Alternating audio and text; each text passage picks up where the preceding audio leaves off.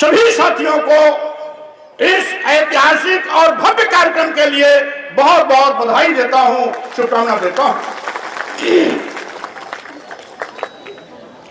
साथियों, आप जानते हैं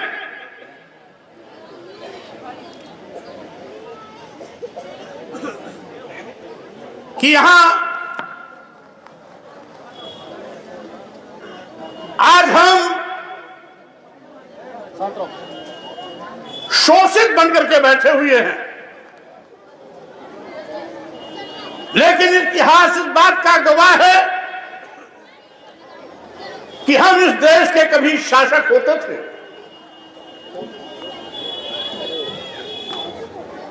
आज महाराजा बिजली पासी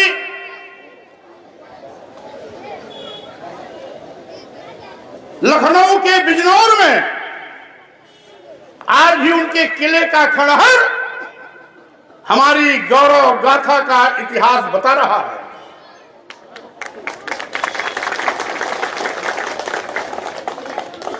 यही नहीं,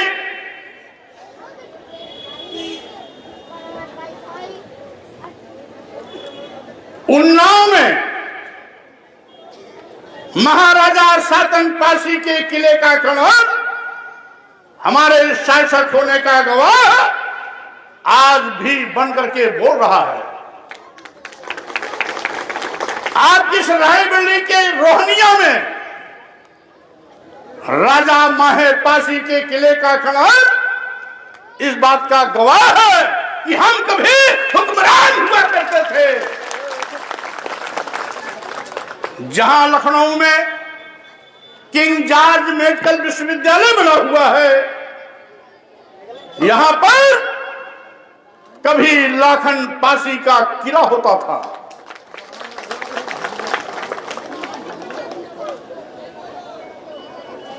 आज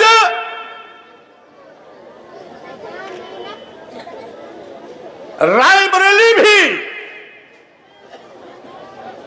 आपकी सल्तनत रही है। रायबरेली का गजेटियर उठा के देखिएगा तो राजभरेली से रायबरेली बना है। और मैं आपको बता देना चाहता हूं, पारसी और राजभर ये दोनों एक ही हैं, अलग नहीं है। जहां राजभर है वहां पासी की आबादी नहीं है, जहां पासी हैं वहां राजभर की आबादी नहीं है, यानी दोनों एक हैं। राजा डालदेव दलमऊ के राजा थे और दलमऊ के किले का खंडहर जहां आज गंगा पंप कैनाल स्थापित है, सिंचाई का डाक बंगला स्थापित है, ये राजा डालदेव का किला होता था। आप सभी साथी तालियां बजाते रहिए जोश के साथ, उत्साहवर्धन। रायबरेली में किला मोहल्ला ये राजा बालदेव का किला होता था। राजा डालदेव 4 भाई थे, राजा डालदेव, बालदेव, यवतमाल और ककोरन, जिनकी आज भी ऊंचाहार गदरगंज रोड पर ककोरन गांव है, जहां पर राजा ककोर की हत्या हुई थी। बहाई में यवतमाल मारे गए थे। राजा डालदेव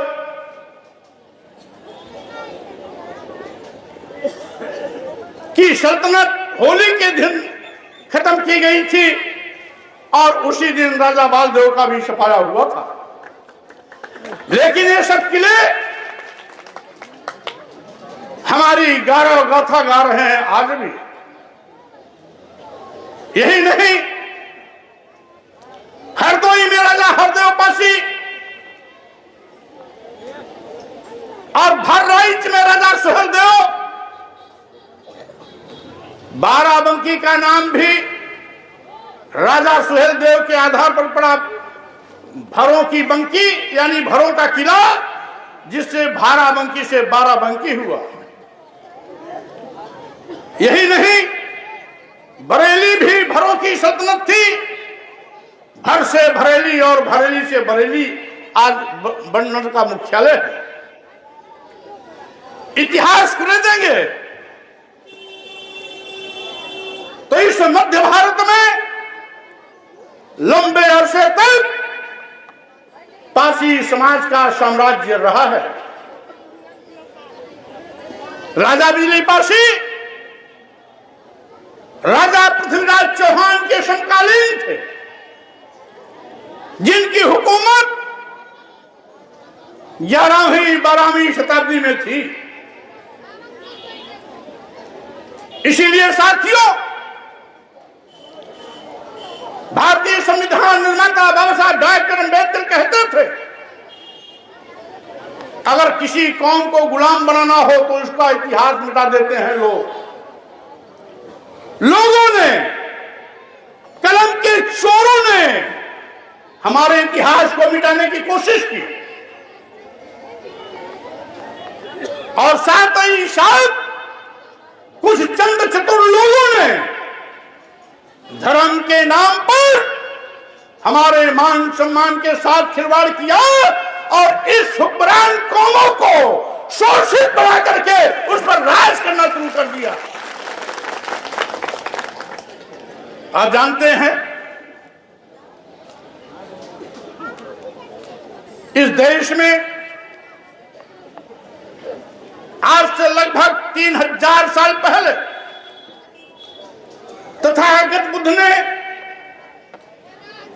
मानव एक समान की विचारधारा पर आधारित समाज बनाने के लिए समतामूलक समाज की स्थापना की शुरुआत की।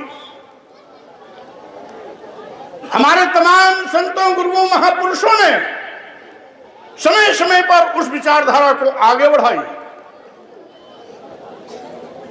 कभी संत रविदास, कभी संत कबीर, कभी गुरु नानक, तो आगे चलकर के सामाजिक परिवर्तन के महानायकों ने इस बीड़ा को उठाया और समतामूलक समाज बनाने का अभियान आगे बढ़ाया। सामाजिक परिवर्तन के महानायक ज्योतिबा फुले जी, शिक्षा की देवी सावित्रीबाई फुले जी, फातिमा शेख जी, छत्रपति साहू जी महाराज, भारतीय संविधान निर्माता बाबा साहब डॉक्टर भीमराव अंबेडकर के बाद पेरियार रामास्वामी नायकर, नारायण गुरु,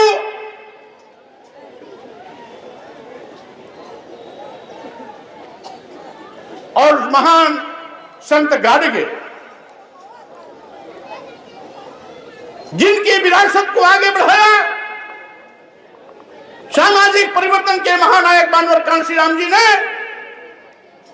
और उत्तर भारत में इस क्रांति को जगाया महामना राम स्वरूप वर्मा, पेरियार ललई सिंह यादव ने, तो बिहार में इस आवाज को बुलंद किया शहीद बाबू जगदेव प्रसाद कुशवाहा ने। साथियों, में कहना चाहता हूं, आज इस देश में आर्लका का दौर चल रहा है। हमारा भारतीय संविधान इस देश में समतामूलक समाज बनाने की व्यवस्था को सुनिश्चित करते हुए सबको एक बराबर का महत्व देने का काम किया। भारतीय संविधान की व्यवस्था की धज्जियां उड़ा रहे हैं। आज हिंदू मुसलमानों को आपस में लड़ाने की नापाक कोशिश कर रहे हैं। वो भी पिछड़ा है, वो भी आदिवासी है, क्योंकि यहां जातीय जलालत के चलते, जातीय अपमान के चलते हमारे जिन आदिवासी भाइयों ने, दलित भाइयों ने, पिछड़े वर्ग के लोगों ने समय समय पर सम्मान और स्वाभिमान की जिंदगी गुजर बसर करने के लिए कभी ईसाई, कभी इस्लाम धर्म कबूल कर लिया, मुसलमान बन गए, कभी ईसाई धर्म कबूल कर लिया, ईसाई बन गए, कोई जैन बन गया, कोई सिख बन गया। क्यों? अगर धर्म के नाम पर जाति अपमान नहीं होता, इन दलितों का अपमान नहीं होता, आदिवासियों का अपमान नहीं होता, पिछड़ों का अपमान नहीं होता, तो कोई भी इस देश में दलित आदिवासी पिछड़ा ईसाई नहीं बनता, मुसलमान नहीं बनता। लेकिन मैं कहना चाहता हूं, इस देश का आपको केवल इतना समझना है कि इस देश का मुसलमान भी हमारा भाई है, इस देश का ईसाई भी हमारा भाई है। अब पूजन शूद्र गुण ज्ञान न प्रवीणा अब नहीं चलेगा। धर्म के नाम पर लूट नहीं चलेगा, धर्म के नाम पर अपमान की छूट नहीं दी जाएगी, धर्म के नाम पर गाली देने की इजाजत नहीं दी जाएगी। धर्म सबको सम्मान की बात करता है, बराबरी की बात करता है। हम सभी धर्मों का सम्मान करते हैं, लेकिन धर्म के नाम पर अगर भेदभाव है, छुआछूत है, ऊंच नीच है, ढोंग और पाखंड है, तो ऐसे धर्म को हम लात मारते हैं, ऐसे धर्म को हम कभी स्वीकार नहीं कर सकते। जिंदाबाद जिंदाबाद जिंदाबाद जिंदाबाद जिंदाबाद। सही मायने में साथियों, आज जितने भी साथी पीछे हैं आप लोग आगे आ जाइए, मंच के सामने आ जाइए भाई। आज देश और प्रदेश में सत्ता में बैठे हुए लोग निकम्मे साबित हो गए हैं, सभी मुद्दों पर पूरी तरीके से फेल हो गए हैं। आज देश का करोड़ों नौजवान बेरोजगारी का शिकार हो रहा है। जब से ये लोग सत्ता में आए हैं, सरकारी नौकरियां मिलना बंद हो गई हैं, महंगाई आज आसमान पर है, किसान समस्या मुंह बाए खड़ी है। 3 साल से किसान दिल्ली के चारों ओर बॉर्डर पर धरना दे रहे हैं। 750 किसान, लगभग 455 किसानों की अब तक मौत भी हो चुकी है। चुल्लू भर पानी में डुबकी बना देना चाहिए कि अब उत्तर प्रदेश के 18 करोड़ लोगों को गरीब बना दिया, लाचार बना दिया, मोहताज बना दिया।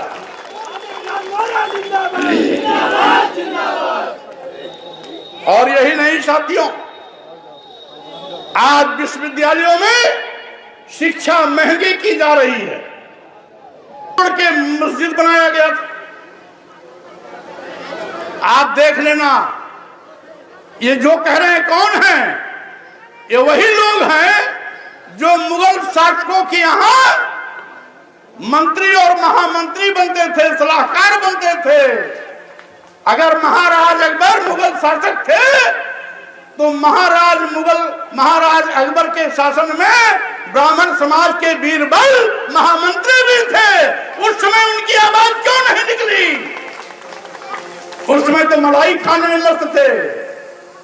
और यही नहीं, आज जितने भी बड़े यहाँ राजा महाराजा होते हैं ना, 2-4 को छोड़कर कुछ लोगों ने, कुछ राजाओं ने अंग्रेजों से लड़ाई लड़ी, लेकिन तमाम तालुकेदार, सूबेदार, जमींदार अंग्रेजों का जूता उठा उठा करके बड़ी रियासत लेकर राजा बन गए। कुछ लोगों ने लड़ाई लड़ी, जैसे राणा बेनी माधव ने। और जब राणा बेनी माधव जी की भी जान संकट में आई तो बचाया किसने? इसी पारसी समाज का नौजवान बिना पारसी ने बचाया था। ये पारसी समाज का एक ऐसा इतिहास रहा है कि हमेशा दुश्मनों के छक्के छुड़ाने का काम किए हैं।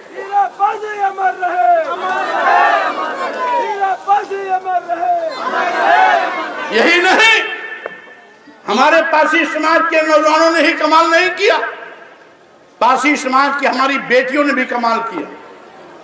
लखनऊ में वीरांगना उदा देवी, हमारी बहनें सुन लें, वो पारसी समाज की बेटी थी। उसका पति मक्का पारसी, लखनऊ के नवाब बेगम हजरत महल, नवाब की पत्नी बेगम हजरत महल पर बेगम हजरत महल के यहां पर मक्का पासी उनकी पुलिस का सैनिक था। अंग्रेजों से लड़ते हुए मक्का पासी को गोली लगी, शहीद हो गया। मक्का पासी की पत्नी उदा देवी,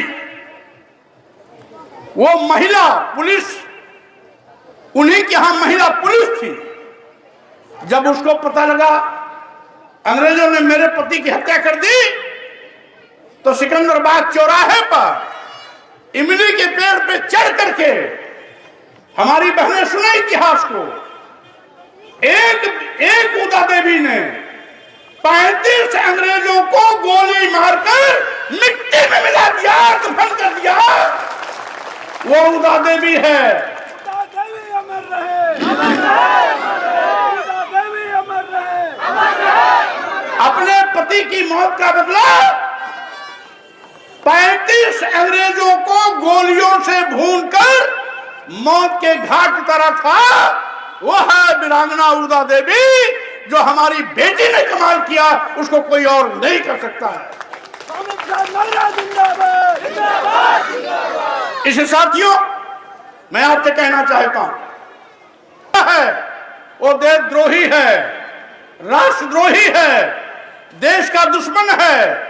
क्योंकि अगर आप चाहते हो देश में अमन चैन रहे, भाईचारा रहे, हिंदू मुस्लिम सिख ईसाई बौद्ध जैन पारसी सब है आपस में भाई भाई की बात बनी रहे, तो गड़े मुर्दे उखाड़ना बंद कर दो, इतिहास खरीदना बंद कर दो, और अन्यथा तुम्हारी चालाकी तुम्हारे लिए महंगी पड़ेगी। क्योंकि अगर तुम मस्जिद में मंदिर खोदोगे तो आने वाली ये पीढ़ी मंदिर में बौद्ध मठ खोजना शुरू कर देगा, तब कहीं नहीं दिखाई पड़ोगे। क्योंकि हमें जानते हैं, हमें इतिहास का ज्ञान है। जितने